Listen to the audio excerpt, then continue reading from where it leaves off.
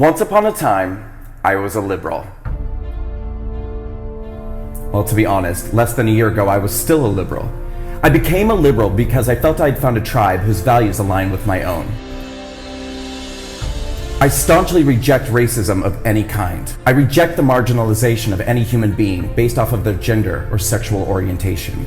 I reject tyrannical groupthink. I reject a system which allows an ambitious, misinformed, and dogmatic mob to suppress free speech, create false narratives, and apathetically steamroll over the truth. I reject the acceptance of junk science and superstition to advance ideological agendas. I reject hate. These are the reasons why I became a liberal.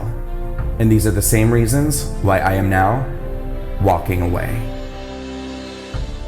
For years now, I have watched as the left has devolved into intolerant, inflexible, illogical, hateful, misguided, ill-informed, un-American, hypocritical, menacing, callous, ignorant, narrow-minded, and at times, blatantly fascistic behavior and rhetoric. Liberalism has been co-opted and absorbed by the very characteristics it claims to fight against. For years now, I've watched as people on the left have become anesthetized to their own prejudices and bigotry, and the prejudices and bigotry of those around them who echo their values. I have watched as formerly sensible people who claim to reject racism have come to embrace the principles of universally hating and blaming all of society's problems on all people who have white skin. I have witnessed the irony of advocacy for gender equality morph into blatant hatred and intolerance of men and masculinity. I have seen the once earnest fight for equality for the LGBT community mutate into an illogical demonization of heteronormativity and the push to vilify and attack our conventional concepts of gender.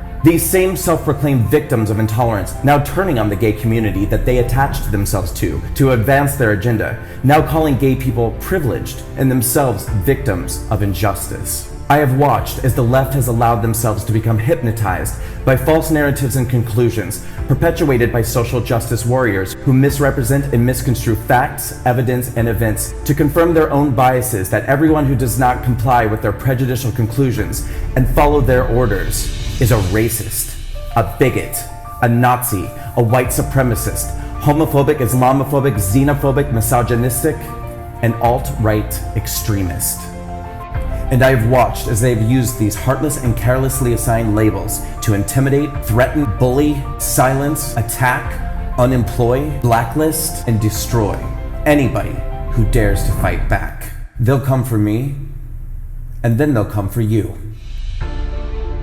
And worst of all, the Democratic Party and the liberal media has embraced, affirmed, aided, and abetted this cult ideology. In an effort to gain voters and maintain power, the Democratic Party that I once loved has joined forces with the extremist left. The Democratic Party and the liberal media now believe their own ill-gotten conclusions and have ominously decided that they, and only they, know the remedy for society's ills. The left has decided that the solution to problems with race relations in America is more racism. The left believes that attacking, insulting, and dehumanizing one group of people elevates another. The left now believes that there are no boundaries when telling lies, omitting the truth, or misrepresenting facts when telling the news, because their end justifies their means. The left has now decided that its point of view is the only acceptable one, and that suppressing, censoring, and banning open dialogue and debate is virtuous and progressive. The Democratic Party has adopted a deleterious belief system happily and without skepticism, separating people into groups based off of identity and then organizing them into camps of victims and oppressors. If you are a person of color, an LGBT person, a woman, or an American immigrant, the Democratic Party wants you to know that you are a victim and destined to stay that way. They will insist that you are a victim doomed to exist within a system that is rigged against you, that you are a victim of systemic oppression, that you are a victim of your circumstances, and that no amount of hard work or motivational action will ever allow you to overcome your victimhood or the privilege of those around you. This is perhaps the Democratic Party's greatest and most insidious lie. But if you are a minority in America today, the left-wing politicians and the liberal media don't want you to ever discover this lie. So they bombard us with stories designed to reinforce the narrative that you are in danger, that you cannot succeed.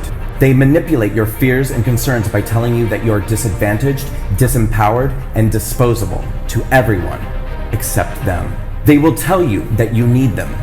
They will tell you that you are only safe under their supervision. They will promise to liberate you from all that chains you. And then they will do absolutely nothing for you. Once upon a time, I was a liberal. But liberalism has changed, and I will no longer be a part of an ideology or political party that represents everything that contradicts my values of unity, equal opportunity, personal empowerment, compassion, and love. So I am walking away, and I encourage all of you to do the same.